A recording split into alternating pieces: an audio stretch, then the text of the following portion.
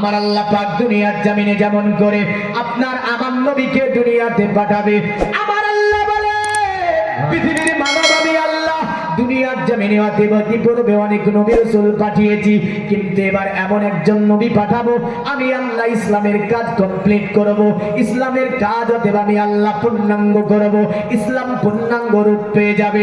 তাই আমার আল্লাহ পাক আপনার আমার নবীকে অন্ধকারে আচ্ছন্নিত জগৎ, যে সময়ে চতুর্দিকে আপনার অনাচার অবিচার অত্যাচার জুলুম, এমন করে কাবার মধ্যে 360 ফুট তোমাকে রাখার পরে পূজা করা, এমন করে মা ছেলের আপনার সম্মান জানে না, ছেলে বাবাকে সম্মান করে না, এমন করে আপনার বড়দের সম্মান ছোটদের স্নেহ পৃথিবীতে কি জিনিস বোঝে না, মানুষের চরিত্র ছিল পশুর মতো। ওই সময় আমার আল্লাহ পাক দুনিয়ার জমিনে আপনার আমার নবীকে আল্লাহ পাক পাঠাচ্ছে মানবকে মানব হিসাবে প্রতিষ্ঠিত করার জন্য। মানব যে একটা সমাজবদ্ধ জীব, এদেরকে সমাজবদ্ধ করার জন্য। এক কথায় মানব হচ্ছে পৃথিবীতে উত্তমতম জীব, এই উত্তমতম জীব হিসাবে পৃথিবীতে আমার নবী তাদেরকে প্রতিষ্ঠিত করার জন্য আমার নবীকে আল্লাহ পাক পাঠাচ্ছে। শুধু তাই নয়, আমার আল্লাহ বলেন শোনো দুনিয়ার মানব, পৃথিবীটা অবাসযোগ্য হয়েছে, আমি আল্লাহ পৃথিবীটাকে বাসযোগ্য করার জন্য আব্দুল্লাহর ঘরে আমি এমন একটা প্রদীপ জ্বালিয়ে দেব, যে প্রদীপটা যাবার পরে সমগ্র পৃথিবীকে আলোকিত করিয়ে দেবে। জোরে বলেন সুবহানাল্লাহ। আপনার যত আইন কানুন আছে প্রশাসনিক লেভেল থেকে নিয়ে, এমন করে অফিস আদালত থেকে নিয়ে, এমন করে আপনার জমি বন্টন প্রক্রিয়া থেকে নিয়ে, এমন করে বিজ্ঞানিক তত্ত্ব থেকে নিয়ে, চিকিৎসা থেকে নিয়ে সমস্ত কিছুগুলি যদি এক জায়গায় করেন, পৃথিবীর জমিনে এমন তথ্য বেদ দিতে সক্ষম হয়নি যে তথ্য কোরআন দিয়ে দিয়েছে, এমন তথ্য রামায়ণ দিতে পারেনি যে তথ্য কোরআন দিয়েছে, এমন তথ্য আপনার বাইবেল দিতে পারেনি যে তথ্য কোরআন দিয়েছে, এমন তথ্য রামায়ণ দিতে পারেনি যে তথ্য কোরআন দিয়েছে। বুঝা গেল পৃথিবীর জমিনে সমগ্র পৃথিবীটাকে যে কিতাব পরিচালনা করছে, যে কিতাব আপনার চলমান রেখেছে, ওই কিতাবের নাম হচ্ছে আল কোরআন। সুবহানাল্লাহ। এক কথায় সমগ্র পৃথিবীকে চলমান রেখেছে, আজও রেখেছে, আপনার আগামীতে রাখবে এবং রেখেছিল যে কিতাব, সেই কিতাবটার নাম কি? আল কোরআন। এখন বলতে লজ্জা পাবে, কারণ বললে তো মুসলিমদেরই সব। কারণ আধুনিক বিজ্ঞানের চিকিৎসা, আধুনিক বিজ্ঞানের গবেষণাগারে যে কিতাবটা সর্বোচ্চ জায়গায় স্থান করে দেওয়া হয়েছে, তার নাম হচ্ছে আল কোরআন। জেনে বলেন সুবহানাল্লাহ। এই যে সমগ্র পৃথিবীতে 800+ কোটি মানুষ, আমি যেখানে ফিঙ্গারপ্রিন্ট মেরেছি, আপনি মারলে নেবে? পুরো দুনিয়ার 800 কোটি মানুষকে ফিঙ্গারপ্রিন্ট বসান নেবে? এই তথ্য পৃথিবীর কোন কিতাব দিয়েছে জানেন? পৃথিবীর কোন কিতাব দিতে পারেনি এই তথ্য, যেটা দিয়েছে সেটার নাম আল কোরআন। জোরে বলেন সুবহানাল্লাহ। পৃথিবীতে আটলান্টিক মহাসাগর, এমন করে পারস্য সাগরের বর্ণনা, পৃথিবীতে কোনো কিতাবের ফয়সালা আমেরিকার বিজ্ঞানীরা 10 বছর ধরে গবেষণা করলো দুটি সাগরকে নিয়ে, তাদের গবেষণা গন্তব্যস্থানে পৌঁছালো না, শেষ পর্যন্ত কোরআনের কাছে এসে তারা কোরআনের সাহায্য নিল, কোরআন সুন্দরভাবে বর্ণনা দিয়ে দিল এই দুটি সমুদ্রের বর্ণনা। জোরে বলেন সুবহানাল্লাহ। তাহলে বোঝা গেল এই কোরআন থেকে আমরা অনেকটা দূরে আছি, কারণ আমরা এই কোরআন পড়াও শিখিনি, কোরআনের ভালোবাসাও শিখিনি, কোরআনের মহব্বতও করতে জানি না।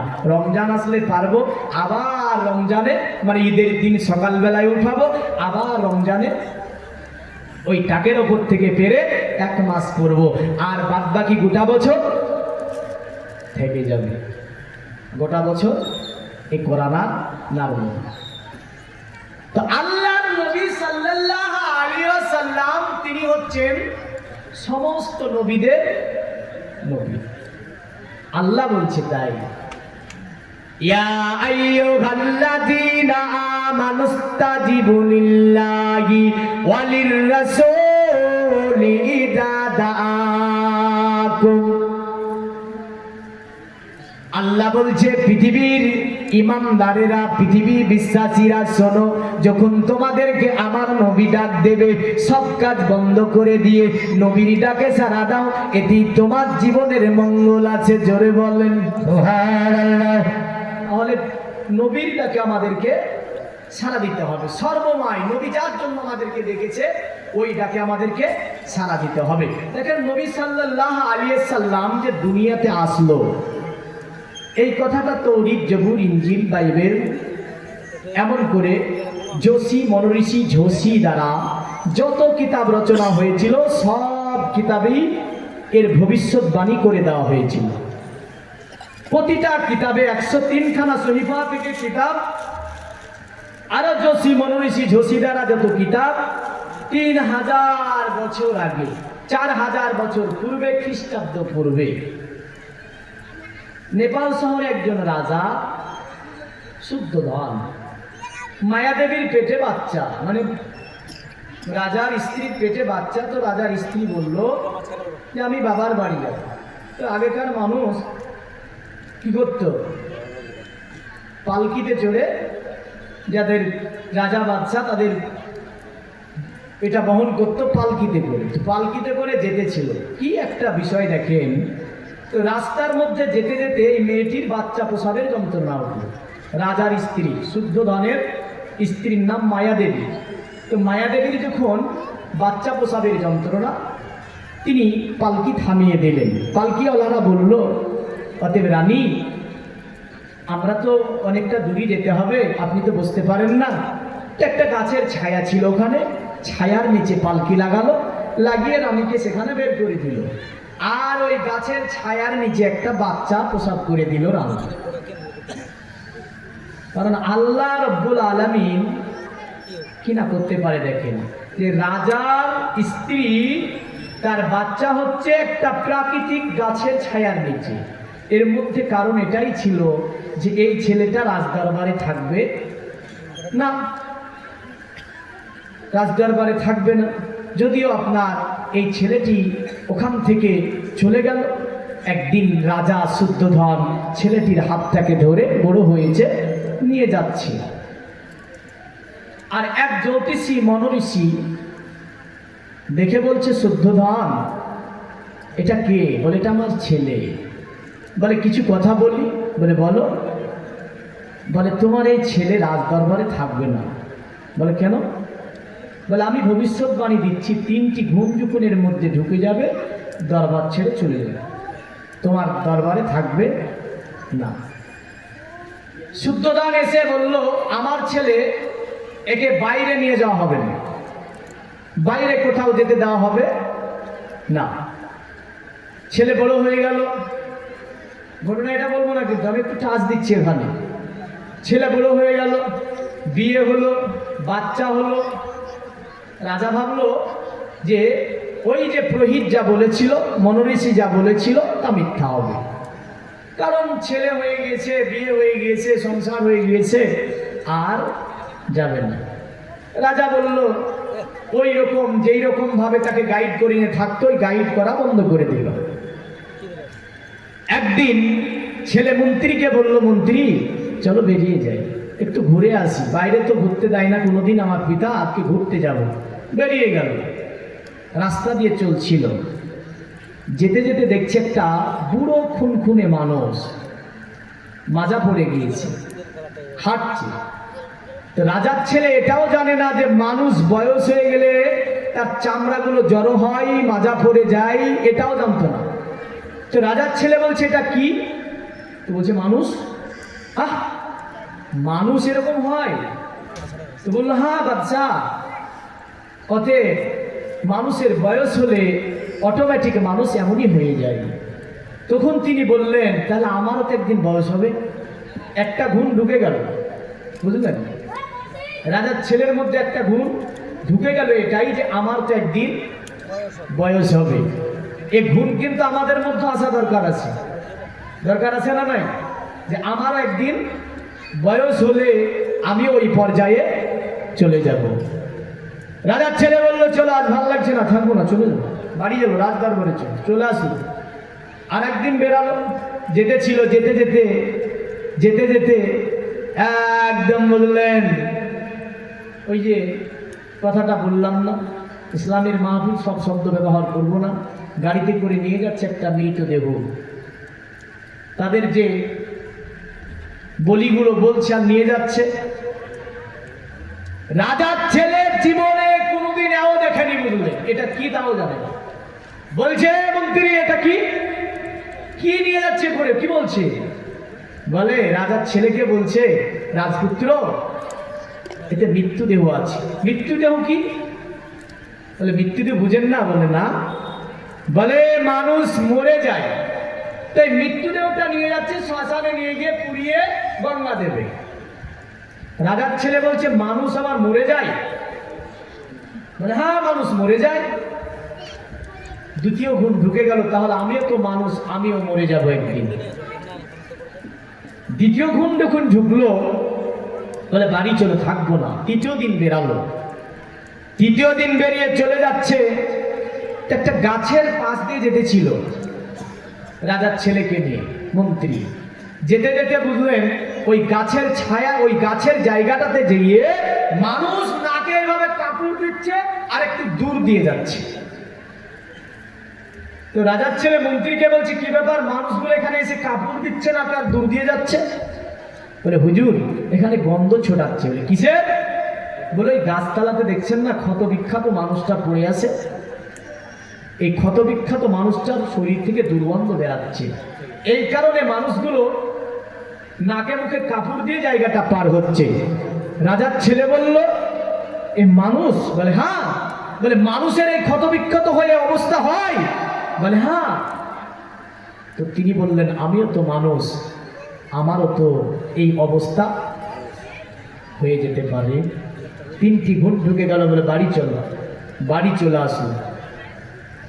মন্ত্রীকে বলল শোন মন্ত্রী, আজকে রাত্রিতে তোকে একটা কথা বলবো।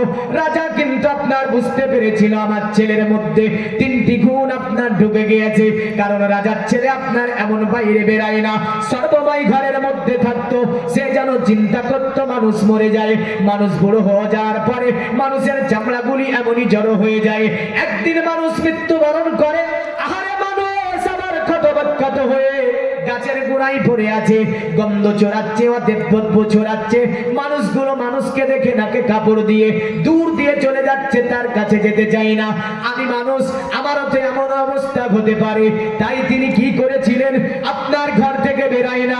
রাজা ভাবছে কি ব্যাপার, কি হয়েছে? মন্ত্রীকে বলল রাজা, এ মন্ত্রী কি ব্যাপার, আমার ছেলের কি হয়েছে? মন্ত্রী বলল হুজুর তাকে তো নিয়ে আমি ঘুরেছি আমি 3 দিন, আর 3টি জিনিস যেন সে দেখে ফেলেছে। রাজার সম্মুখে বর্ণনা দিয়ে দিল। রাজা বলল শোন, আমি শুনেছি আমার ছেলে যেই দিন জন্ম নেয় তারপরে আস্তে আস্তে বড় হয়ে উঠলো। প্রহিতের দেওয়া ছিল, প্রহিত বলেছিল এ রাজা শুদ্ধোধন, তোমার একমাত্র ছেলে, এই ছেলেটি তোমার রাজ দরবারে থাকবে না। 3টি গুণ যখন ঢুকে যাবে রাজ দরবার ছেড়ে চলে যাবে। আপনার বাচ্চা জেনে ফেললো। একদিন রাত্রিতে আপনার রাজার ছেলে মন্ত্রীকে ডেকে বললে মন্ত্রী ঘোড়াকে প্রস্তুত করে ফেল। রাজা আমি নিষেধ করেছিল, কিন্তু মন্ত্রীর কথা আপনার বলে না, আপনার জন্য ঘোড়া রেডি করবো না। বলল শোন, যদি ঘোড়া রেডি না করিস সকালবেলায় ফাঁসির মঞ্চে চড়তে হবে, কেউ তোকে বাঁচাতে পারবে না, কারণ আমি রাজপুত্র, যেটা আমি তোর জন্য ফয়সালা দেব সেটাই হবে। মন্ত্রী ভয় করে আপনার ঘোড়াকে সাজালো। রাজা বলছে গেটকে খুলে দে, গেটটা খুলে দেওয়া হলো। রাজার ছেলে ঘোড়ার পৃষ্ঠে চড়ে মন্ত্রীকে বলল শোন, জীবনে কোনোদিন আর রাজ দরবারে আসবো না। ঘোড়ার পৃষ্ঠে চড়ে তিনি একদম নেপাল শহরের নদীর কূলে যাবার পরে ঘোড়াটাকে আপনার ছেড়ে দিলেন, অরণ্য জঙ্গলের মধ্যে তিনি চলে গেলেন, সাধনা শুরু করে দিলেন, রাজ দরবার ছাড়লেন। তিনি পৃথিবীর জমিনে একটা ধর্মের জন্ম দিয়েছিলেন, যে ধর্মটার নাম ছিল বুদ্ধ ধর্ম। এই বুদ্ধ ধর্মের প্রতিষ্ঠাতা তিনি ছিলেন শুদ্ধোধনের ছেলে, মায়াদেবীর একমাত্র সন্তান, যার নাম ছিল আপনার গৌতম বুদ্ধ। এই গৌতম বুদ্ধ আজ থেকে 4000 বছর আগে যখন তিনি মৃত্যু সজ্জায় পৌঁছে যায়, মৃত্যু সজ্জায় চতুর্দিকে প্রজারা তাকে ঘিরাও করে নিয়ে বসে আছে। তারা বলছে হুজুর আমাদের বুদ্ধ, আপনি তো চলে যাবেন, আপনার জায়গাতে একটা বুদ্ধকে নিয়োগ করে যান, যার আমরা অনুসরণ করে চলবো, যার আমরা অনুকরণ করে চলবো। আপনার বাচ্চার ছেলে যার নাম ছিল গৌতম বলেছিল আমার পূজারা দুনিয়ার জমি জমিনে তোমরা আমার দেব অনুসরণ করলে, দীর্ঘদিন ধরে আমাকে বুদ্ধ মানলে, পৃথিবীর জমিনে এমন কোন মন্ত্র, এমন কোন কিছুই দিয়ে যেতে পারি না যা পড়লে তোমাদের জীবন ধন্য হবে। তবে আমি গৌতম পৃথিবীর জমিন থেকে যাবার পূর্বে একটা ভালো কাজ আমি তোমাদের জন্য করে যাব। তারা বলল, বুদ্ধ বলুন, এমন কি ভালো কাজ করে যাবেন? বলল, শুনে রেখে দাও, পৃথিবীতে আমি অনেকগুলো আসমানি শরীফা দেখেছি, এমন করে অনেক গবেষণা করেছি, যদি একটা ধর্মের আমি জন্ম দিয়েছি, কিন্তু পৃথিবীর জমিনে আমি কোনো প্রথম বৃত্ত নয়, আমি কোনো লাস্ট বুদ্ধ নয়, আমি কোনো বেশ বুদ্ধ নয়। আমার পরে পৃথিবীর জমিনে একজন বুদ্ধ আসবে, যিনার নাম হবে 4 অক্ষরের। ওই বুদ্ধকে মানার জন্য বলে যাচ্ছি, আমার জায়গায় কোনো বুদ্ধ রাখবো না। তারা বলল, এ বুদ্ধ, এ আমাদের গৌতম, আপনার কি ব্রেন খারাপ হয়ে গেছে?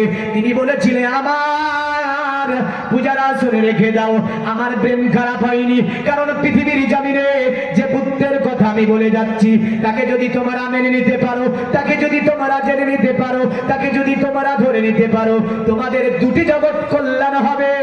আর তিনার উপরে একটা মন্ত্র দেখেছি, যে মন্ত্রটা যুগে যুগে অনেক ঋষি মনীষী থেকে নিয়ে অনেক প্রেরিত দূতেরা পড়েছে, আমি দেখেছি।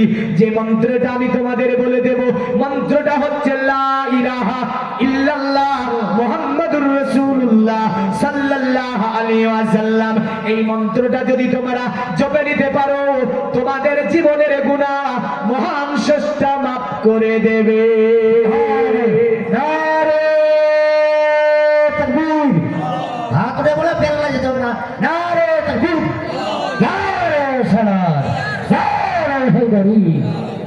তিনি বললেন যে মন্ত্রটার কথা, সেটাই ছিল কি? এই কলেমা। এই কলেমা যদি পড়ে নিতে পারে, জীবনের গুনাহ কি হবে? মাফ হবে। তো বুদ্ধ বলেছিল, জীবনে একটা ভালো কাজ করে যাবে, মৃত্যুর আগে ওই বুদ্ধের কথাটা আমি তোমাদের বলে দিলাম। হয়তো এটার জন্য যদি আমার কিছুটা গোনা মোচন হয়, আমার জায়গাতে আমি কোনো বুদ্ধ নিয়োগ করতে পারবো না। তো 4000 বছর আগে বলছি, খ্রিস্টাব্দ পূর্বের কথা। তিনি বলছেন কার কথা? মুহাম্মদ সাল্লাল্লাহু আলাইহি ওয়াসাল্লামের। বোঝা গেল দুনিয়ার জমিনে যত মনের ঋষি এসেছে, যত জ্যোতিষী এসেছে, যত সাধক এসেছে, যত জ্ঞানীগুণী এসেছে, এমন করে ইসলামের নবীগণ এসেছে দুনিয়ার জমিনে, সকলে একজনেরই বার্তা দিয়েছে, যিনি হচ্ছে মুহাম্মদুর রাসূলুল্লাহ সাল্লাল্লাহু আলাইহি ওয়াসাল্লাম। সকলের একই বার্তা ছিল, মুহাম্মদ দুনিয়াতে আসবে, মুহাম্মদ দুনিয়াতে আসবে, মুহাম্মদ দুনিয়াতে আসবে। আজ যদি আল্লাহ এ জামানার নবী না করে, তুমি যদি ওই নবীর উম্মত করতে, বড় উপকৃত হতাম আমরা। কিন্তু আমরা ওই নবীর উম্মত হয়েছি, উম্মতের আমরা দায়িত্ব পালন করি না। নাকি করি গো? আমরা ওই নবীর উম্মত বটে, কিন্তু ওই উম্মতের যে দায়িত্ব তা আমরা পালন করি না। আমরা বলি নবীরে মানি, বলি না? বলে না? নামাজ পড়ে বেরিয়ে বলছে নবীরে ভালোবাসি, মসজিদের ভিতরেও বললো নবীরে ভালোবাসি। এবার এক মাতাল, বুঝলেন, মদ খেয়ে মাতলামি করছে, চলে যাচ্ছে, বলছে তোর চেয়ে আমি বেশি ভালোবাসি। কি বলছে ও? তোর চেয়ে আমি বেশি ভালোবাসি। তাস খেল যায়, বলছে নবীরে আমি ভালোবাসি। গাজাই টান মেরে বলছে, তোরা যা করছিস সবই ভুল, আমি বেশি ভালোবাসি। বলে কেন? বলে আমি আল্লাহ নবীকে দেখতে পাই। গাজাই টান মেরে বলছে। গাজাই টান মারলে কি করে? চোখে ধাঁধা লেগে যায়, আর ধাঁধা লেগে গেলে জোনাকি দেখা যায়। হ্যাঁ, তো জোনাকি দেখে বলে আল্লাহ নবী। এ আবার বলে যা করছে ওরা সব ভুল, আমাদেরটাই ঠিক। এই কারণে ও গাজা ছাড়বে না জীবনে, বলবেন ও গাজায় টান দেবে নাকি নবীর আল্লাহ দেখতে পায়। কি যুক্তি দেখেছেন? হ্যাঁ, তাহলে সবাই বলছে নবীরে ভালোবাসে। কে নবীকে ভালোবাসে? এই ফয়সালা নবী দিয়েছে, জোরে বলেন। দিয়েছে না দেয়নি?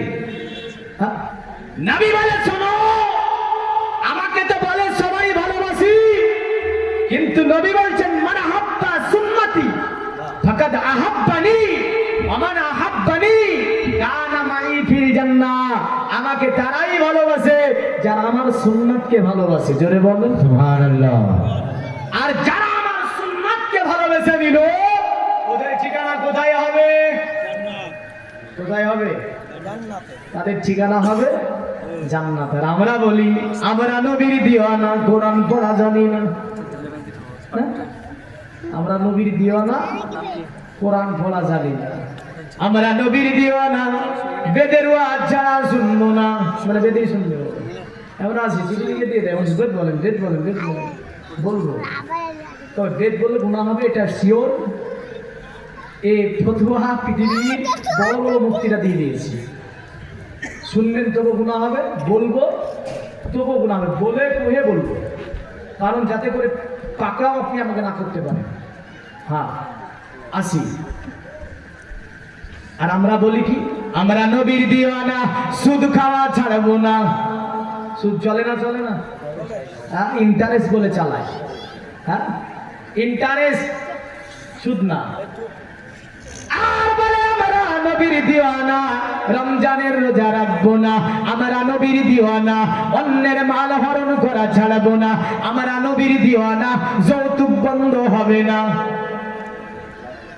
ও বলে আমরা নবীর দিওয়ানা, লটারি কাটা বন্ধ করবো না। কাটে না? কাটে না? আবার গিয়ে ইয়া রাসূলুল্লাহ একটু মিলে যায়, লটারি কাটছে। হারাম। আর হারামকেও নবীর রাস্তা দিচ্ছে। এবার কি ফতোয়া হবে একটু মুক্তিদের কাছে জেনে নিন। হ্যাঁ, আমরা নবীর দিওয়ানা। কারা নবীর দিওয়ানা? যারা বলে আমরা নবীর দিওয়ানা, নামাজ পড়া ছাড়বো না, জোরে বলেন। তারা নবীর দিওয়ানা হবে। যারা বলে আমরা নবীর দিওয়ানা, অতএব হারামের ধারে যাব না। আমরা নবীর দিওয়ানা, লটারি কাটবো না। আমরা নবীর দিওয়ানা, অন্যের মাল হরণ করবো না। আমরা নবীর দিওয়ানা, যৌতুক নেব না। ইনশাআল্লাহ বলেন। হ্যাঁ, যাদের বলার দরকার নেই তারা ইনশাআল্লাহ বলে দিয়েছে, আর যাদের বলার দরকার তারা কিন্তু চুপ আছে। হ্যাঁ, আর যাদের দরকার নাই তারা বলে দিয়েছে ইনশাআল্লাহ। যাই হোক, তাহলে বোঝা গেল নবীর দিওয়ানা যারা হবে তারা রাসূলের সুন্নাতের পাবন্দি করবে, জোরে বলেন সুবহানাল্লাহ। নবীর ইত্তিবা করবে, কোরআনের অনুসরণ করবে, হাদিসের অনুসরণ করবে, রাসূলের দেওয়া উপদেশগুলি জীবনের সঙ্গে বাস্তবায়ন করে চলার চেষ্টা করবে। তারাই হবে নবীর দেওয়ানা। আর এ যদি চালাকি করে বললেন পেটে লাগছে বলে রোজা ছাড়ে, চলে গেল। এবার একটা আমল দিয়ে দিচ্ছি ওয়াজের মধ্যে। নবীজি হাদিসে বলছেন, মায়েরা অনেকে এই রোজা রেখেছে, অনেকে রাখতে পারেনি, আপনারাও রাখতে পারেননি। আল্লাহ নবী বলছেন, মান সামা রমাজান, যে ব্যক্তি রমাজান শরীফে রোজা রাখলো, অতঃপর সুম্মা ইত্তিবা সিত্তান মিন শাওয়ালি, অতঃপর যে ব্যক্তি 6টা রোজা রমজানের সঙ্গে মিলিয়ে দিল, 6টা রোজাকে রমজানের সঙ্গে মিলিয়ে দিল, আল্লাহ নবী বলছেন ওই ব্যক্তিটা যেন কানা সংকা সিয়ামি দাহার, ওই ব্যক্তিটা যেন পুরা বছর ধরে রোজা রাখলো, জোরে বলো। ওই ব্যক্তিটা যেন পুরা বছর ধরে রোজা রাখলো। এটা একটা বড় আমাল। এই আমালটা পুরুষের মধ্যে খুব কম করে। নবীজির কথা কিঞ্চিত পরিমাণ এদিক ওদিক হবে না, দুনিয়া পাল্টিয়ে যাবে, নবীজির কথা পাল্টাবে না, মনে রাখবেন। তাহলে অনেক মা বোন করে, অনেকে করে না। এই রোজা রাখবেন, অনেক সওয়াব আছে। এই মাস চলছে শাওয়ালুল মুকাররম মাস, আর এই শাওয়াল মাসের কথাই নবী বললেন 6টা রোজার সঙ্গে যারা রমজানের রোজা রেখে 6টা রোজাকে রমজানের সঙ্গে মিলিয়ে দিল, তারা যেন পুরা মাস, পুরা বছর ধরে ওই ব্যক্তি যেন নফল রোজা করে ফেললো। এই যে ছোট্ট একটা আমাল আপনাকে দিলাম, যিনারা রাখেন নাই রোজা অবশ্যই রাখার চেষ্টা করবেন। এগুলোর বিনিময়ে জান্নাত পাওয়া যাবে, এগুলানের বিনিময়ে আপনার জীবনের মঙ্গল আসবে, কল্যাণ আসবে। আর বাদ বাকি যা ওয়াজ শুনবেন কানে হাত দিয়ে যতক্ষণ আমি বলবো, সমস্ত কথাতে কল্যাণ আসতে পারে না। এগুলো ধরে নেবেন ওয়াজের মধ্য থেকে। আসি, আল্লাহর রাসূলের দিওয়ানা হতে গেলে নবীজির উপদেশ মেনে চলতে হবে। এবার আসি, আল্লাহর নবী সাল্লাল্লাহু আলাইহি ওয়াসাল্লামের কথা যে যুগে যুগে সকলে বলল, তা আমার নবী সাল্লাল্লাহু আলাইহি ওয়াসাল্লাম আসলেন কবে? কবে আসলেন গো? মাস্টার নাম কি? 12ই রাবিউল আব্বাল। কোথায় আসলেন? মক্কাতে। তো মক্কাতে জ্যোতিষী মনোঋষি, ঝোষী ঋষি মনোঋষি এই ছিল। কারণ 1500 বছর আগে তো কোরআনুল কারীম ওই সময় আসেনি। তো নবীজি দুনিয়াতে আসবেন, আসছেন ওই রাত্রি। সিরিয়ার বাদশা আপনার স্বপ্ন দেখছে একজন ব্যক্তি যেন দাজলা নদী পার করে ঘোড়ার পৃষ্ঠে চড়ে সিরিয়ার মধ্যে প্রবেশ করছে। এটা তার স্বপ্ন ছিল। স্বপ্ন তো আমরাও দেখি না? এই স্বপ্ন দেখেন না? মেলা রকম স্বপ্ন দেখেন। সেদিন একজন এসে বসে মৌলভী সাহেব একটা তাবিজ করে দিতে হবে। কিসের তাবিজ? বলে আমার বাড়িতে আমার বৌমাটা প্রতিদিন স্বপ্ন দেখে খারাপ। বলে কি স্বপ্ন? উড়ে উড়ে জানে চলে যায় কোন দিক। তেমন কোরআন পড়া জানে? বলেন না। নামাজ পড়া জানে? নামাজ পড়ে? বলেন না। তাহলে এমন বৌমা উড়ে চলে যাক না। হ্যাঁ, রাগ করছেন? হ্যাঁ, এমন বৌমা থেকে কি হয়েছে উড়ে চলে যাক, যে কোরআনও পড়া জানে না, নামাজও পড়ে না, এমন বৌমা থেকে কি লাভ? তো দেখেন, স্বপ্ন 3 প্রকারের হয়। কয় প্রকারের? আর একটা আমাল দিয়ে দিচ্ছে, আমালটা করবেন। অনেকে খারাপ স্বপ্ন দেখেন, দেখবেন না ইনশাআল্লাহ। হাদিস শরীফে আছে, মিশকাত কিতাবুর রুয়া বলে একটা চ্যাপ্টার অধ্যায়ন আছে। আল্লাহর নবী বললেন স্বপ্ন হচ্ছে 3 প্রকার।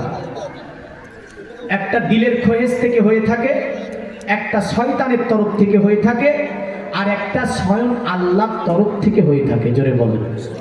নবীজি বলেছেন ওহী আসা বন্ধ হয়েছে। ওহীর 46 ভাগের একটা ভাগ হচ্ছে স্বপ্ন। ওহীর 46 ভাগের 1 ভাগ হচ্ছে স্বপ্ন। তো এই স্বপ্ন খুব খাতারনাক। শয়তানের স্বপ্ন খুব খাতারনাক। বুঝবেন? দেখবেন এদিক ওদিক ঘুরে নিয়ে বেড়াচ্ছে।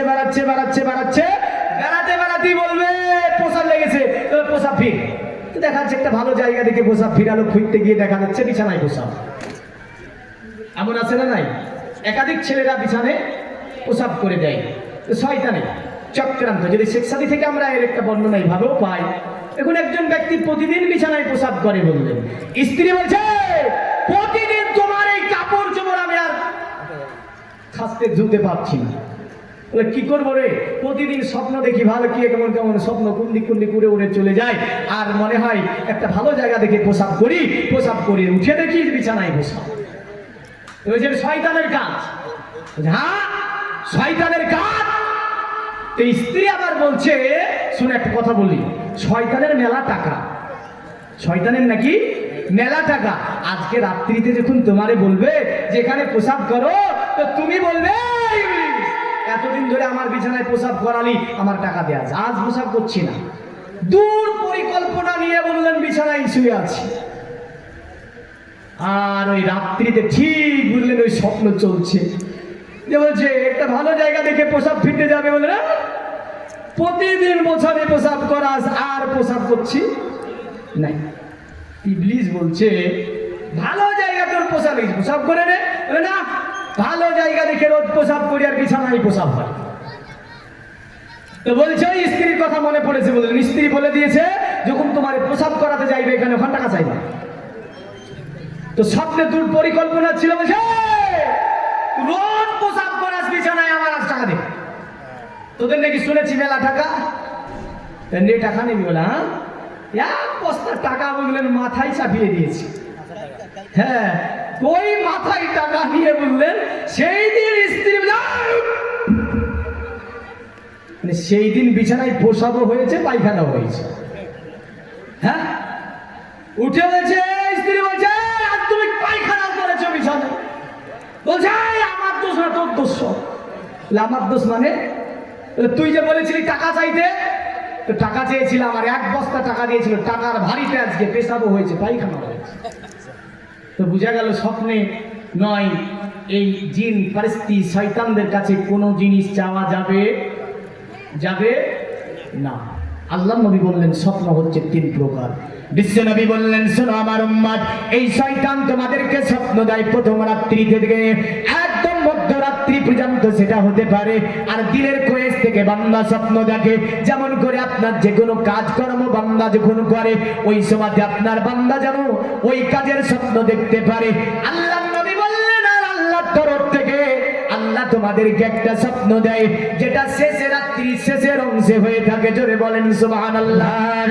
বললেন আমার উম্মত, যদি স্বপ্ন তোমাকে খুবই খারাপ মনে হয়, যদি শয়তান বিতাড়িত শয়তানের স্বপ্ন মনে হয়, আল্লাহর নবী বললেন বাম দিকে 3 বার থুক্কুরি দিবে। জাগৃত হওয়ার সঙ্গে সঙ্গে থুক্কুরি দেওয়ার পরে আউযু বিল্লাহ বিসমিল্লাহ পড়ে আল্লাহর কাছে বলবে, আল্লাহ বিতাড়িত শয়তানের প্লাবন থেকে আল্লাহ তুমি আমাকে হেফাজত করো। আমার নবী বললেন শয়তান তোমার কোনো ক্ষতি করতে পারবে না। জোরে বলেন সুবহানাল্লাহ। আমার নবী যে আমল বলেছে এই আমল যদি আপনি করতে পারেন জীবনে কোনোদিন খারাপ স্বপ্ন দেখবেন না। আল্লাহ সাইয়্যিদানা মাওলানা মুহাম্মদ আলা আলি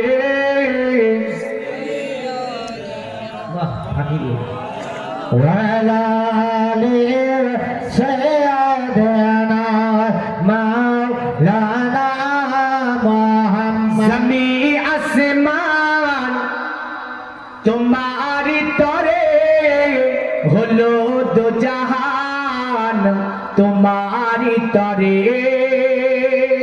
জোরে বলবেন না সুবহানাল্লাহ।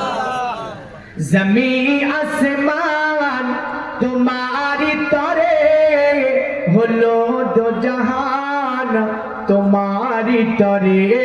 জমি আসমান তোমারি তরে হলো দো জাহান তোমারি তরে। দেহে মত জান তোমারি তরে ও নবী মহান তোমারি তরে। আরে চাইছি দোয়া বইছে হাওয়া সাফা মারুয়া আসা যাওয়া। জোরে বলি সুবহানাল্লাহ। কারণ হাজীগঞ্জ গিয়ে সাফা এবং মারওয়া সাতটা চক্কর দেয়। আরে চাইছি দোয়া বইছে হাওয়া সাফা মারুয়া আসা যাওয়া জান্নাত পাওয়া আরো মেওয়া এসব হাওয়া তোমারি তরে। জমি আসমান তোমারি তরে হলো দো জাহান তোমারি তরে। দেহে মধ্যে জান তোমারি তরে ও নবী মহান তোমারি তরে। আরে আকাশ তারা জ্বলছে সারা তোমারি সারা চাঁদ পারা পারা। বলি সুবহানাল্লাহ। আকাশ তারা জ্বলছে সারা তোমারি সারা চাঁদ পারা পারা। গারে গিরা কোরআনে পারা গারে গিরা কোরআনে পারা প্রতিটি সোরা তোমারি তরে। জমি আসমান তোমারি তরে হলো দো জাহান তোমারি তরে।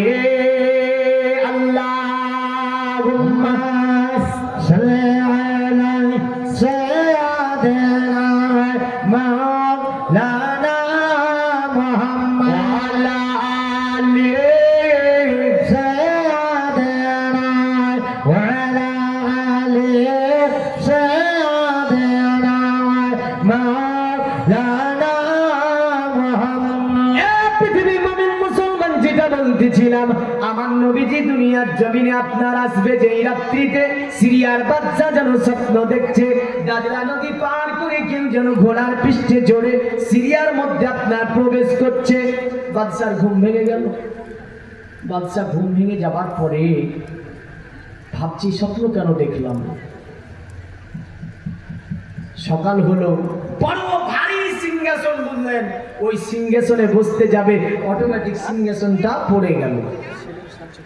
বাদশা জ্যোতিষীদেরকে ডাকলো, মনোঋষি ডাকলো, ডেকে বলল দীর্ঘদিন ধরে তোদেরকে বেতন দিয়েছি, রেখেছি, জ্যোতিষীরা আমার স্বপ্নের তাবির বলে দিতে হবে।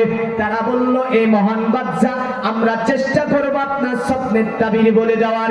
পৃথিবীর মুমিন মুসলমান ওই সময়তে আপনার জ্যোতিষী মনোঋষিদের কেমন কায়দা ছিল, তারা মরার মাথা রাখতো, কোন পশুর হাড্ডি রাখতো, কোন গাছগাছরা জড়বটি রাখতো, রাখার পরে কড়িগুলিকে পড়িয়ে পড়িয়ে ফেলতো। কারণ আগেকার জামানাতে জাদু নিয়ে কাজ চলতো। এখনো চলে না? চলে না? ওই যে সাপুরারা আছে দেখেন, সাপুরা খেলাতে দেখাতে আসবে, দেখাতে এসে বলবে এই গাছটা তুমি নাও, তোমার সাপে কামড়াতে পারবে না। কি বলে? সাপ কামড়াবে না। তো মেয়েরা দেখে যে ক টাকা দাম, বলে 1 টাকাও নেব না, তবে 7 ধাতুর একটা তাবিজ দেবের জন্য 100 টাকা নেব। 1 টাকাও নেবে না। আর মানুষ নিয়ে বললেন বেঁধে রেখেছে, এটা বাধা নিঃসন্দেহে হারাম, এটা তামিমা। রাসূলুল্লাহ সাল্লাল্লাহু আলাইহি ওয়াসাল্লাম বলেছেন তামিমা যারা পড়লো তারা শিরক করলো এক ধরনের। আর শিরক হচ্ছে ইয়া বুনাইয়া লা তুশরিক বিল্লাহ ইন্নাস শিরকা লা যুলমুন আযীম।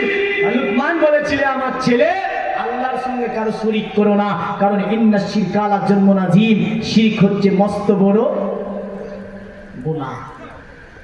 সাপে কামড়াবে না। কোন গাছের একটা পিঠালো জ্বর এনে ভরে দিয়েছে, হাতে নিয়ে ঘুরছে, আর আল্লাহ বলছে সালামুন আলা নূহিন ফিল আলামিন। সুবহানাল্লাহ। এটা যদি পৃথিবীতে কোনো আপনার কেউ ব্যক্তি মাত্র 7 বার পড়ে নিতে পারে, আল্লাহ পাক তিনি বলেন অতএব এই আল্লাহর কোরআনের এই আয়াতটা যদি 7 বার পড়ে নাই, তাকে সাপ কাটবে না ওই দিনে। জোরে বলেন সুবহানাল্লাহ। দুনিয়ার মুমিন মুসলমান, ওই বাদশার দরবারে জ্যোতিষী বসেছিল। হঠাৎ করে একদল লোক দৌড়ে এসে বলল এ বাদশা, এই মহান বাদশা একটা গজব হয়ে গিয়েছে। বলে কি গজব হয়ে গিয়েছে? বলে বাদশা আজকে রাত্রিতে আমাদের মন্দিরে আমরা পূজা দিতে পারিনি, কারণ মন্দিরে যেন আমরা পূজা দিতে পারিনি, মন্দিরের আগুন যেন নিভে গিয়েছে। বাদশা বলছে যেখানে 1000 বছর ধরে পূজা হয়, আজকে হঠাৎ করে মন্দিরের পূজা বন্ধ হয়ে গেল, কারণটা কি এমন? জ্যোতিষীদেরকে বলল এই জ্যোতিষীরা তোমাদেরকে বলতে হবে এর পিছনে কারণটা এমন কি। জ্যোতিষীরা আপনার তা বলতে আপনার ব্যর্থ হলো। ইতিমধ্যে আরেক দল মানুষ দৌড়ে আসলো, বলেছিল বাদশা, এই মহান বাদশা আরেকটা কাজ আমাদের সিরিয়াতে সংগঠিত হয়েছে। বাদশা বলল বলে এমন কি কাজ সংগঠিত হয়েছে? বলল আমাদের সিরিয়াতে ওই যে সামুয়া নামে যে দরিয়াটা রয়েছে, যে দরিয়ায় জীবনে পানি দেখা যায় না, আজকে রাত্রিতে হঠাৎ করে যেন সামুয়া দরিয়াতে পানি ভর্তি হয়েছে। জোরে বলুন সুবহানাল্লাহ। আল্লাহ তাজ্জুব হয়ে বলছে যে দরিয়াতে জীবনে পানি ছিল না, আজকে রাত্রিতে হঠাৎ করে পানি হয়ে গেল, এটা কেমন করে হতে পারে? আর একটা দল দৌড় দিয়ে আসলো বাদশার কাছে। বাদশাকে বলে বাদশা, এই মহান বাদশা সিরিয়াতে আরেকটা যেন বড় তাজ্জব ঘটনা ঘটেছে। বাদশা বলল কি ঘটনা ঘটেছে? বলে মাসোয়া নামে ঝরনাটায় অটোমেটিক পানি জারি হয়েছে। বাদশা বলছে তাজ্জব ব্যাপার, এর ঘটনাগুলি ওই জ্যোতিষীদেরকে বলল শোনো, বেতন দিয়েছি, খাবার দিয়েছি, দীর্ঘদিন ধরে দরবারে পুষে রেখেছি, এই তাবির তোদেরকে বলতে হবে। তারা বারবার আপনার চেষ্টা করলো, কিন্তু তাদের কোনো গণনা কাজে আসলো না, তারা তাবির দিতে ব্যর্থ হলো। জ্যোতিষীরা বললে মহান বাদশাহের সঠিক তাবির আমরা খুঁজে পাচ্ছি না, তবে আপনাকে একজন ব্যক্তির কথা বলবো, যার নাম হচ্ছে সাতিহি জ্যোতিষী। আমাদের সিরিয়াতে একজন জ্যোতিষী থাকে, যার নাম সাতিহি। এই সাতিহি জ্যোতিষী আপনার স্বপ্নের তাবির বলে দিতে পারবে।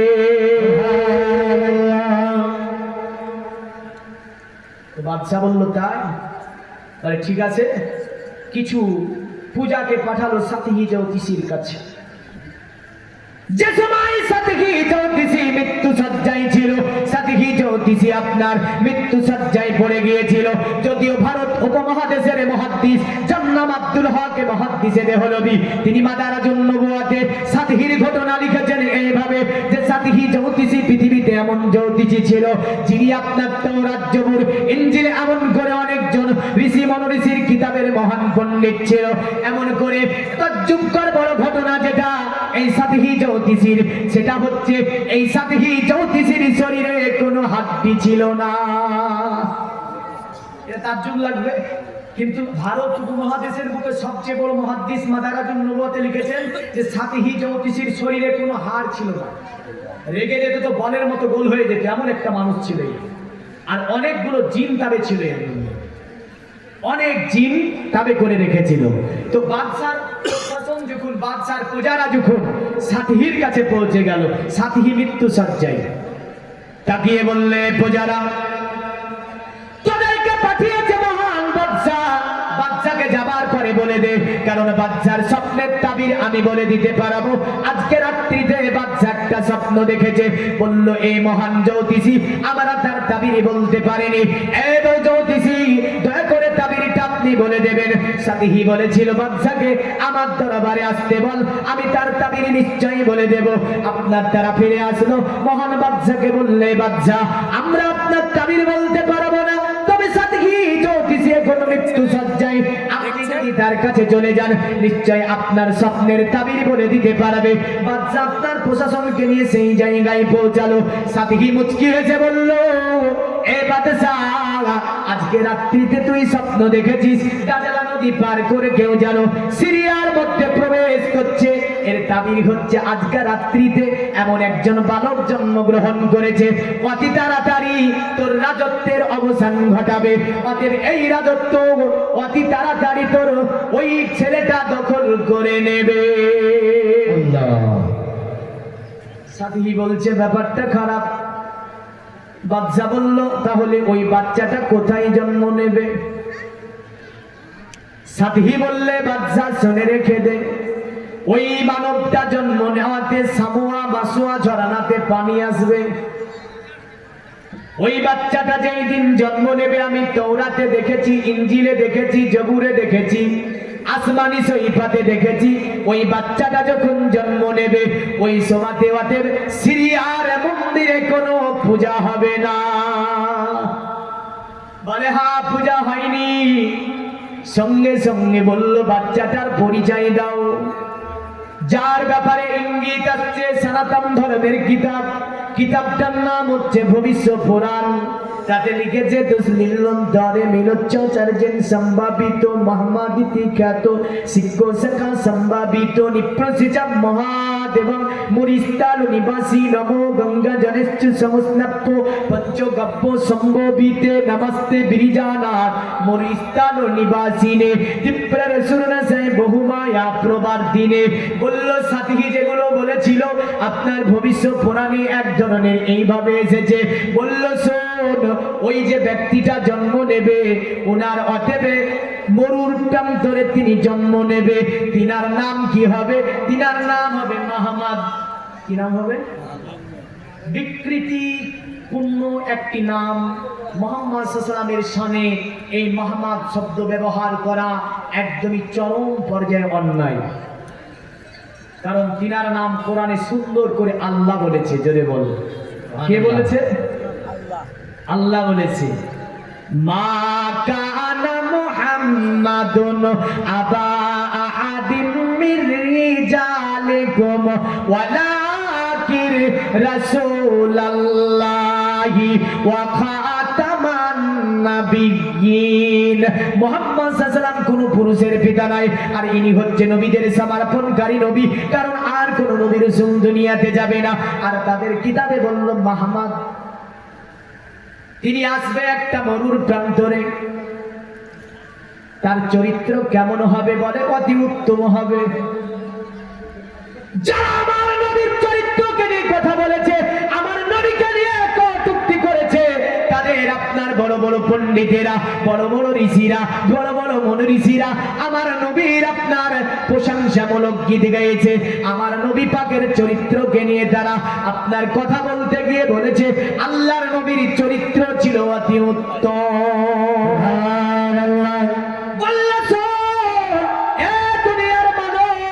তবে ওই ব্যক্তিটা দুনিয়াতে জন্ম নেবে এত উত্তম চরিত্রে হবে, তিনার চরিত্র দেখে যেন মানুষ তার কাছে আসবে, তার কাছে এসে ওই ধর্মটা মানবে। শিক্ষা সম্ভাবিত তিনার হাতে হাত দিয়ে বায়াত নেবে। আজ যেন তারা কি করবে, কলেমা পড়ে ইসলাম ধর্ম গ্রহণ করে নেবে। এ দুনিয়ার মুমিন মুসলমান, সভাপতি ছিলেন রেজাউল করিম, নাম 1000 টাকা দিয়ে। কি নাম? রেজাউল করিম সভাপতি ছিলেন। এর আগে সভাপতি ছিল, আজকে সভাপতি। সুবহানাল্লাহ। দেখেন রেজাউল করিম সভাপতি মহাশয় 1000 টাকা নবীর ঘর মাদ্রাসায় করেছে দান। নারায়ে তাকবীর। দেখেছেন, আমরা এত মিছিল মিলিয়ে মেরে ও করে বুঝলেন সব বাতিল করে দেবেন, কিন্তু গবেষণা বলছে ওরা কি নিয়ে মুসলিমকে দেখে জানেন? যখন একটা প্রতিবাদ সভা হয়, তো পুরা প্রতিবাদ সভাটাই অন্য ধর্মের মানুষেরা যখন আপনাকে আমাকে ভেরিফাই করে, তখন ওরা মুখের দিকে তাকায়, মানে প্রতিবাদ সভাটাকে দেখে মুখের দিকে তাকায়। তো মুখের দিকে তাকিয়ে দেখা যায় যে কিছু মানুষ সভাতে থাকে মুখ বন্ধ করে, এত নারায়ে তাকবীর বলে, এরা কিন্তু চুপ করে থাকে, এরা বলে না। ওরা গবেষণা করে এটা বুঝে নেয় যে এই যে লোকগুলো আছে এরা বেড়াচ্ছে সবে মাত্র, সামনে দাঁড়ালে আর থাকবে না, সামনে দাঁড়ালে পালাবে। কারণ এদের আল্লাহ আকবরের ধ্বনি বলতে কিছুই নাই, মানে প্রেম ভালোবাসা নাই, আসতে হয় এসেছে। হ্যাঁ, বাইতুল আকসা মসজিদ একসময় আরাবিয়ানরা শুধু নারায়ে তাকবীর, আল্লাহ আকবার, নারায়ে রিসালাত ইয়া রাসূলুল্লাহ ধ্বনিতে ওরা মসজিদকে মুসলিমরা দখল করেছিল। জোরে বলেন, কিচ্ছু লাগেনি, শুধু ধ্বনিতে পালিয়ে গিয়েছিল। এই ডাক তারা এমন জোরে দিয়েছিল। একটু জোরে বলুন তো নারায়ে তাকবীর, আরো জোরে বলুন নারায়ে তাকবীর, নারায়ে রিসালাত, 1000 টাকার দাতা জিন্দাবাদ জিন্দাবাদ বলেন। আল্লাহ দান কবুল করে, আশা আকাঙ্ক্ষা পূর্ণ করে, মনের বাসনা পূর্ণ করে, সকলে বলুন আল্লাহুম্মা আমিন। এতক্ষণ আমি অন্য রুটে ছিলাম, এবার বেদ বাইবেলের মধ্যে মোটামুটি এসে গিয়েছি। এই নিয়ে এবার কিছুক্ষণ আলোচনা হবে, কারণ দুটি এতে আমি ওয়াজ করি। যখন আমি কোরআনের ওগুলো আলোচনা করি, প্রথম স্টেপে অ্যাকচুয়ালি ইসলামিক স্টেপ, এর মধ্যে অন্য কোনো কিতাবের চেয়ে আল কোরআন ও হাদিসের আলোচনা অতি উত্তম। তবে যেহেতু ওই মনোনীতির কথা বলছিলাম, যা থেকে ভবিষ্যৎ কোরআনের একটা মন্ত্রকে আমি বুক করলাম, যে তাতে বলছে যে তিনি আসবে, তিনি চরিত্র হবে অত্যুত্তম, শিক্ষক শাখা সম্ভাবিত, আর মানুষের দলবল নিয়ে তিনি মক্কা শাসন করবে, মক্কার চতুর্দিকে শাসন করবে যিনি, তিনার নাম হবে কি? মুহাম্মাদুর রাসূলুল্লাহ সাল্লাল্লাহু আলাইহি সাল্লাম। বলেছিলেন সাবিহি সাইদিন পৃথিবীর জমিনে অতএব ন্যায়কে যিনি প্রতিষ্ঠিত করবে, পৃথিবীর জমিনে যিনি মানবকে মানব হিসাবে প্রতিষ্ঠিত করবে, তিনি হবে ওই যে মুহাম্মদ। তাই তিনি আপনার বলেছিলেন নমস্তে বিরিজানা তুমুর ইস্তালো নিবাসিনে পিপ্রার সুরনা সাই বহুমায়া প্রবাদিনে দয়া করে মহান মানব, তুমি আমার এই প্রণামটা গ্রহণ করো, আর আমার প্রণাম গ্রহণ করিয়ে এই মনুস্থলে আগমনকারী তুমি আমার প্রণামকে গ্রহণ করে দয়া করে তুমি আমাকে ওই কঠিন দিনে একটু তোমার কাছে আশ্রয় দিও। যদি তোমার কাছে আমাকে আশ্রয় দিয়ে দাও, আমার জীবনটা ধন্য হয়ে যাবে। পৃথিবীর মুমিন মুসলমান যারা আমার নবীর চরিত্রকে নিয়ে আপনার কথা বলে, আমরা দেখছিলাম সোশ্যাল মিডিয়াতে কিছুদিন আগে আপনার বলতেছিল আমরা আপনার মোহাম্মদের ছবি তৈরি করে রেখেছি, পোড়াবো বলছিল না, এটা আলীর ছবি, এটা মোহাম্মদের ছবি। আল্লাহ বলছে মোহাম্মদের কিঞ্চিত পরিমাণ ক্ষতিও করতে পারবি না তোরা, উপকারও করতে পারবি না তোরা, যা করবি তোদের উপকার হবে, যা করবি তোদেরই অপকার হবে। কারণ ইন্নাল্লাহা মালাইকাতুহু ইসাল্লুনা আলান নবী ইয়া আইয়ুহাল্লাযীনা আমানু সাল্লু আলাইহি ওয়া সাল্লিমু তাসলিমা। আমি আল্লাহ নিজে পড়ি নবীজির দরুদ, আমার ফেরেশতারা পড়ে ইয়া আইয়ুহাল্লাযীনা আমানু, হে ঈমানদার সকলে পড়ো না তোমরা, কারণ ঈমানদার হলে নেব অথবা নেব না, হে ঈমানদার তোমরাও নবীজির উপরে দরুদ ও সালাম পড়ো। কে কি বললো, কে কি করলো, তাতে মুহাম্মদ সাল্লাল্লাহু আলাইহি ওয়াসাল্লামের কিঞ্চিত পরিমাণ যায় আসে না। কিন্তু মনে রাখেন এই মুহাম্মদ সাল্লাল্লাহু আলাইহি ওয়াসাল্লামের যদি বেয়াদবি আমরা দেখি, শরীরে রক্ত থাকতে কখনো ছেড়ে কথা বলবো না, এটা হচ্ছে আমাদের ঈমান। কারণ সাহাবীরা জান মাল সন্তান সন্ততি নিজে কুরবান হয়ে গিয়ে আমার নবী সাল্লাল্লাহু আলাইহি ওয়াসাল্লামকে সাহায্য করেছে, এটাই হচ্ছে ঈমান সাহাবীদের। আমাদের ওটাই ঈমান, আমাদের জান মাল সন্তান সন্ততি আমাদের নিজের রক্ত দিয়ে হলো। মুহাম্মদ সাল্লাল্লাহু আলাইহি সাল্লামের ব্যাপারে কোনো কেউ কথা বললে তাকে আমরা ছেড়ে কথা বলবো না। যদি আমাদের গালি দেয় কোনো অসুবিধা মনে করব না। যদি বাবাকে আমার গালি দেয় তবুও কিছু অসুবিধা মনে করব না। আমার মায়ের যদি গালি দেয় তবু অসুবিধা মনে করব না। আমার ভাইকে যদি গালি দেয় তবু অসুবিধা মনে করবে না মুমিন। কিন্তু মনে রাখে মুমিন তিনি মুহাম্মদ সাল্লাল্লাহু আলাইহি ওয়াসাল্লামের বেদবি যদি শোনে তাহলে চায়ের দোকানে কাপ তুলে মুখে মারবে। সে যদি নামাজ না পড়তে পারে, ভিতরে যদি এক ফোঁটা ঈমানের রক্ত থাকে, মুহাম্মদ সাল্লাল্লাহু আলাইহি ওয়াসাল্লামের বেদবি ও সইতে পারবে না। এর নাম হচ্ছে ইমানদার। তাহলে এই ইমানদার যিনারা, এই ইমানদারদের জজবা প্রেম হচ্ছে নবীজির ভালোবাসায়। তো বলছে যারা বলছে মুহাম্মদ সাল্লাল্লাহু আলাইহি ওয়াসাল্লামের চরিত্র নিয়ে কথা, তাদের ঝগবে দেখি বলছে নাকি দিয়েছে তো বলো কি দিয়ে বলছে মুহাম্মদের চরিত্র নিয়ে কথা।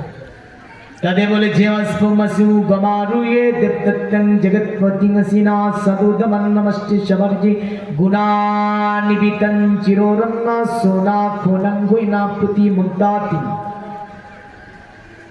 অতএব অবতার কলির কলকি যিনি হবে, মানে অবতার কলির কলকি পুরাণে যার বর্ণনা দিয়েছে দেবা ধর্মা চিত্র যুগা দেবা লকচ্চারা হুষ্টা পুষ্টা সন্তুষ্টা কল্প রজনী চাবুবা ননা দেবাদে লিঙ্গেষু ভূষানে ভূষিতেষু চ ইন্দ্রজালি বুদ্ধাতি কল্পকা পূজা কা জনা ন সন্তি।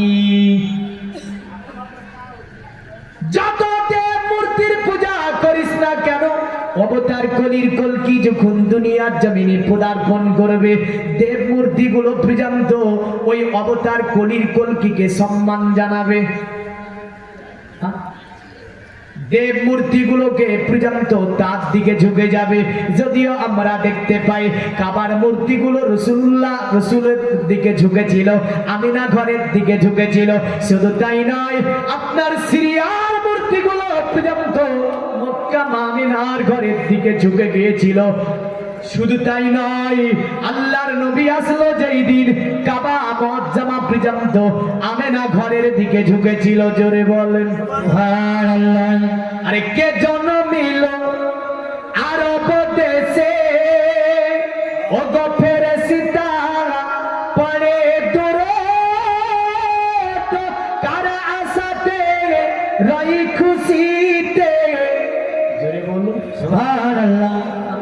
সাল্লাম যেদিন এসেছিল, হ্যাঁ, আরে কে জন্মিল আরব দেশে, ফেরেশতা পড়ে দুরূদ, ধ্বংস কেন হলো বেদিন, ও গো ভেঙে পড়ে কাবার বুত, ও গো ভেঙে পড়ে কাবার বুত। কার আশাতে রয় খুশিতে, কার আশাতে রয় খুশিতে, যিনি নিশান ও গালেমান, এই তো সেই নবী মহান।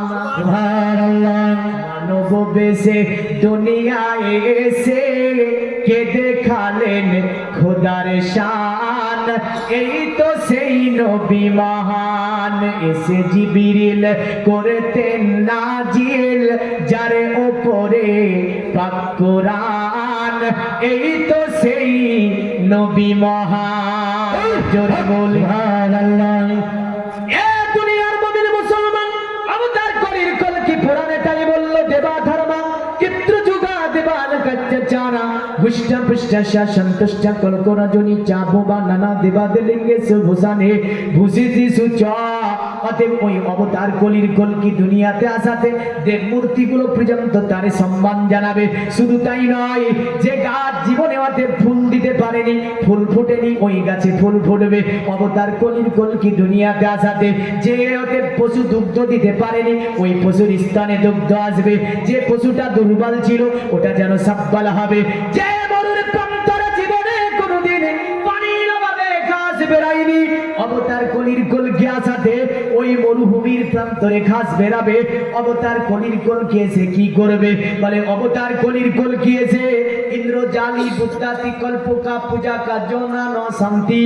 মানে তিনি আসার পরে ইন্দ্রজালিকদের গল্প কাহিনী নিয়ে মানুষকে ভুলিয়ে ভালিয়ে রেখে যে পূজা করানো হয় সেগুলোকে বন্ধ করবে। আর তিনি দুনিয়াতে অযোধ্যা সম্পরি শান্তি, যিনি পৃথিবীতে কাদিয়াতে শান্তি কায়েম করবে তিনি হচ্ছেন অবতার কলির কলকি। সুবহানাল্লাহ। এবার বলছে অবতার কলির কলকির চরিত্র কেমন হবে, তিনি কে, পরিচয় দিতে চলবো। তবে তারা যদিও বলেছে তিনার চরিত্র হবে অশ্বমাসু গমারুহে দেবদত্তং জগৎপতি অসিনা সাধু দামান নামাশ্চি সবার যে গুণানিমিতান। মানে তিনি এমন হবে বিশ্ব মানব হবে, তার মতো দ্বিতীয় আর কাউকে পাওয়া যাবে না। সুবহানাল্লাহ। আরে বলে যে নবী আমার মতো বড় ভাই, কি বলে আমার মতো বড় ভাই, কিন্তু আমার নবীর সমতুল্য কারো সঙ্গে হবে, কারো সঙ্গে হবে না। তো বলছে যে তিনি হবেন বিশ্ব মানব। অবতার কলির কলকি কি হবে? তারপরে অবতার কলির কলকিটা কে এই পরিচয় দেবে, তিনি কে? তো বলছে তিনি হবে বিশ্ব মানব। তো বলেন বিশ্ব মানব বলতে কারে বোঝায়? ইনার মতো আর দ্বিতীয় মানব হবে না, তিনি মুহাম্মদ সাল্লাল্লাহু আলাইহি ওয়াসাল্লাম। আর বিশ্ব মানব যাকে বলা হয়, বলল তিনার মধ্যে সমস্ত সদ্গুণের অধিকারী হবেন তিনি। জোরে বলেন সুবহানাল্লাহ।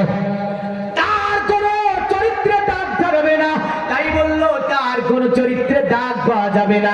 যত সদ্গুণগুলি আছে অবতার কলির কলকির মধ্যে পাওয়া যাবে। যদিও আমার নবীর চরিত্র নিয়ে কোরআন বলেছে ইন্নাকা আলা খুলুকিন আযীম, নবী আপনি হচ্ছেন উত্তম চরিত্রের অধিকারী। জোরে বলেন সুবহানাল্লাহ। আর কি যুক্তিরাজ্যের বিজ্ঞানী লীল আর্মস্ট্রং তিনি বলেছিলেন দুনিয়ার মানব পৃথিবীর জমিনে মুহাম্মাদের জীবনী পড়লাম, সিরাতুন নববী পড়লাম, সিরাতুর রাসূল পড়লাম, এমন করে অনেক কিতাব আমি পড়লাম, কিন্তু মুহাম্মাদের জীবনী পড়ে মুহাম্মদ সাল্লাল্লাহু আলাইহি ওয়াসাল্লামের জীবনে কিঞ্চিত পরিমাণ ভুল আমি দেখতে পাইনি। আমি নীল আর্মস্ট্রং পৃথিবীর জমিন থেকে চাঁদের মাটিতে আমি গিয়েছিলাম, চাঁদ ভ্রমণ করেছি আমি, কারণ পৃথিবী থেকে সর্বপ্রথম তিনি 1969 খ্রিস্টাব্দে তিনি সর্বপ্রথম চাঁদে গিয়েছিলেন। তিনি ছিলেন নীল আর্মস্ট্রং। তিনি আপনার আসার পরে বলেছিলেন যে দুনিয়ার জমিনে অতএব মুহাম্মাদের জীবনী খুঁজে একটা মুহাম্মাদের জীবনে দাগ দেখতে পেলাম না, কিন্তু আমি নীল আর্মস্ট্রং চাঁদের গায়ে একটা বড় দাগ কাটা দেখেছি। মানে চাঁদের গায়ে দাগ আছে, আমার নবীর চরিত্রে দাগ না। সুবহানাল্লাহ। নারে তাকবীর, নারে সালাত। আল কোরআনের আলো, ওলি আল্লাহ যেখানে আমরা থাকবো সেখানে। এ দুনিয়ার মুমিন মুসলমান শুধু তাই নয়, দুনিয়ার জমিনে আপনার আমেরিকার বিখ্যাত একজন বিজ্ঞানী যিনি বলেছিল যে মোহাম্মদকে নিয়ে আমি কোরআনের গবেষণা করতে বসলাম, কোরআনকে আমি ভুল ধরার জন্য চেষ্টা করলাম। যিনি ছিলেন আপনার নরেন্দ্র সিং, তিনি বলেছিলেন দুনিয়াতে মুসলমানদের কোরআন আমি 72 বার পড়লাম, কিন্তু মুসলমানদের কোরআন 72 বার পড়ে নিয়াতটা ছিল কোরআনের ভুল ধরা, নিয়াতটা ছিল কোরআন থেকে ভুল বের করে দেওয়া। কিন্তু নরেন্দ্র সিং যখন এই আয়াত দেখেছিল ইন্নাকা আলা খুলুকিন আযীম, এ নবী আপনি মহান চরিত্রের অধিকারী, কারণ পৃথিবীতে আপনার চরিত্রের সানাদ আমি আল্লাহ কোরআন দিয়ে দিচ্ছি। তো নরেন্দ্র সিং বলেছিল অতএব পৃথিবীতে মুহাম্মদকে নিয়ে অন্য ধর্মের মানুষেরা যত যা করে না কেন আমি উত্তম চরিত্র দেখছি মুহাম্মদের। তিনি আল্লাহর নবীকে নিয়ে গবেষণা করলেন, করার পরে বোনাস সম্মানে বলেছিল শোনো মুসলমানদের কিতাবের ভুল ধরা তো দূরের কথা, আমার জীবনে একাধিক জায়গাতে আমি ভুল খুঁজে পেয়েছি, এই কারণে আমি আজকে আমার পোশাক চেঞ্জ করে দিলাম, চলার গতি পাল্টিয়ে দিলাম। এমন করে আমি নরেন্দ্র সিং মুহাম্মাদের চরিত্রে দাগ কাটবো বলেছিলাম, আল্লাহর নবীর চরিত্রে কোনো দাগ নাই, কারণ আমি এগুলো ভেরিফাই করতে গিয়ে এই গবেষণা করতে গিয়ে আজকে ধর্মকে ত্যাগ করে দিলাম। আজ ধর্ম ত্যাগ করে আমি কলেমা পড়লাম লা ইলাহা ইল্লাল্লাহ মুহাম্মাদুর রাসূলুল্লাহ সাল্লাল্লাহু আলাইহি সাল্লাম পড়ে আমি ইসলাম ধর্ম গ্রহণ করে নিলাম। শুধু তাই নয়, বিখ্যাত চিকিৎসা বিজ্ঞানী যার নাম ছিল আপনার ইবনে সিনা, যিনি আপনার হোমিওপ্যাথিক যে প্রতিষ্ঠাতা ছিলেন, পৃথিবীবাসীকে একটা কিতাব দিয়ে গেলেন। কিতাবের নাম দিলেন কানুন ভিত্তিক। এই কানুন ভিত্তিক বিভিন্ন ভাবে একে অনুদিত করে বিভিন্ন আপনার মেডিকেলে এখনো পড়ানো হচ্ছে। এই আপনার ইবনে সিনা আরবের জমিনে ট্যুর করতে যান। তিনি ভ্রমণ করতে যাবার পরে দেখে আরবের ভাষা হচ্ছে আরবি, আর তিনি আরবি বুঝতে পারে না। আরবের মানুষকে বলে এই ভাষাটা কি ভাষা? বলল আরবি ভাষা। বলে তোমাদের আরবি ভাষার মূল কিতাবের নাম কি?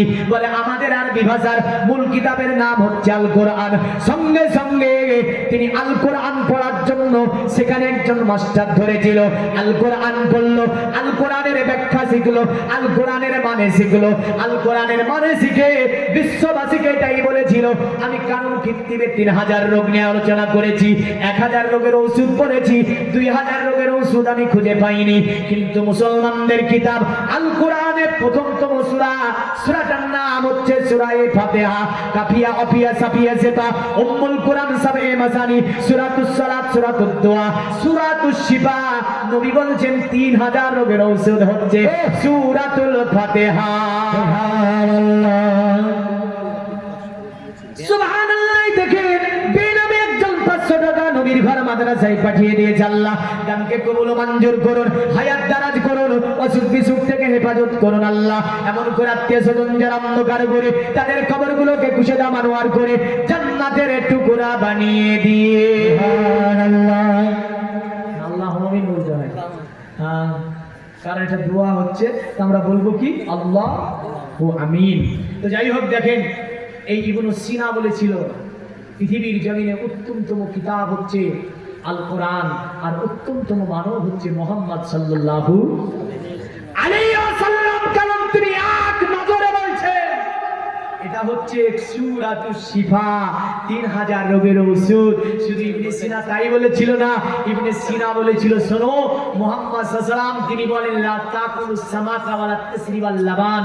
মুহাম্মদ বলেছে যে তোমরা দুগ্ধ পান করার সাথে সাথে মাছ ভক্ষণ করো না। আমি ইবনে সিনা রাসূলের হাদিসকে নিয়ে গবেষণা করে দেখলাম যে যদি মাছ আর দুগ্ধ একসঙ্গে খায় তাহলে পাচনতন্ত্রে কমজোরি হবে, এ হজম শক্তি কমে যাবে। এমন করে দুটি অ্যাসিড ভিন্ন ধরনের বিভিন্ন পেটের কমপ্লেন হবে। আর মুহাম্মদ দুটি খাবার দেখে কোনো গবেষণা করলো না, মুহাম্মদ কোনো তাকে নিয়ে কোনো দেখা যাচ্ছে ল্যাবরেটরিতে নিয়ে গেল না। সুবহানাল্লাহ, সুবহানাল্লাহ। হামিদুর রহমান 1000 টাকা, নারায়ে তাকবীর, আল্লাহু আকবার। আল্লাহ এ দানকে কবুল ও মঞ্জুর করুন। হামিদুর রহমান সভাপতি, তিনার হায়াতকে দারাজ করুন। আত্মীয় স্বজন যারা অন্ধকার করে তাদের কবরগুলোকে কুশাদা মানোয়ার করুন। আর একজন 200 টাকা পাঠিয়েছে দান, যাচাই জেনিয়াতে পাঠিয়েছে দান, কবুল করিয়ে নাও তুমি পাক সুবহান। জোরে বলেন আল্লাহুম্মা আমিন, আল্লাহুম্মা আমিন। আপনারা যেটা দেবেন চটচট করে দিয়ে যাবেন, কারণ আরেকজন বক্তাও আছে, একটু চটচট করে দিয়ে যাবেন, দোয়া করে যাব। কারণ মুসাফির হালাতে আছি দেখেন। হ্যাঁ, কারণ আমি মোটামুটি কলকাতা ছিলাম 2 দিন, তারপরে ঢুকেছি আপনাদের এখানে। 5 দিন হয়ে গেল বাড়িতে বেরানো, মুসাফিরি চলছে, দোয়া করে যাব। যে না দিবেন একটু চটচট করে। নাজমুল ইসলাম ঝঞ্ঝারি পাড়া 500 টাকা দান করেছে আল্লাহ। খানকে কবুল মঞ্জুর করে দিন, হায়াতকে দারাজ করে দিন। रिसालत या रसूल अल्लाह, मसला के आला हजरत जिंदाबाद, मसला के आला हजरत जिंदाबाद। सैयद गुलाम दिलानी साहिब, सैफुर रहमान, सैयद गुलाम दिलानी साहिब जिंदाबाद। नारे तकबीर, अल्लाहु अकबर, नारे रिसालत या रसूल अल्लाह, उलमाए अहले सुन्नत जिंदाबाद, उलमाए अहले सुन्नत जिंदाबाद। मसला के आला हजरत जिंदाबाद, मसला के आला हजरत जिंदाबाद। सैयद गुलाम दिलानी साहिब जिंदाबाद, सैयद गुलाम दिलानी साहिब जिंदाबाद। नारे तकबीर।